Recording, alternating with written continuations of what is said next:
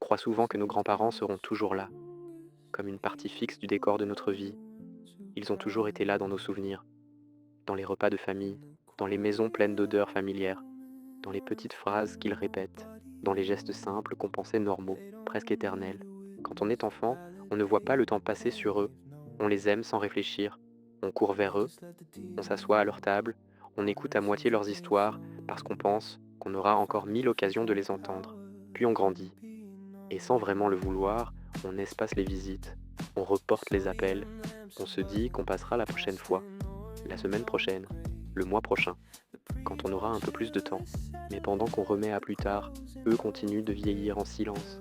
Leur voix devient un peu plus fragile, leur dos se courbe un peu plus, leurs gestes ralentissent, et leur maison, qui nous semblait immuable, commence doucement à porter le poids du temps.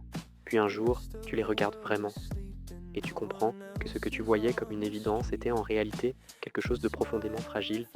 Tu repenses alors aux dimanches manqués, aux appels trop courts, aux moments où tu étais là sans être vraiment présent.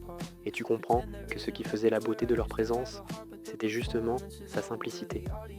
Ce n'était pas seulement des repas, pas seulement des histoires, pas seulement des habitudes, c'était une forme d'amour qui ne demandait rien, une présence fidèle, un endroit où le monde semblait ralentir un peu. Et c'est peut-être ça qui fait le plus mal quand on commence à sentir que le temps les emporte.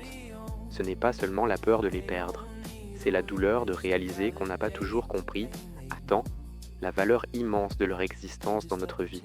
Alors va les voir, reste un peu plus longtemps, pose les questions que tu repousses depuis des années, écoute encore les histoires que tu connais déjà, regarde leurs mains, regarde leurs yeux, regarde tout ce qui est encore là. Parce qu'un jour, tu donnerais peut-être n'importe quoi pour revivre un simple après-midi avec eux. Et ce jour-là, il n'y aura plus de retour en arrière.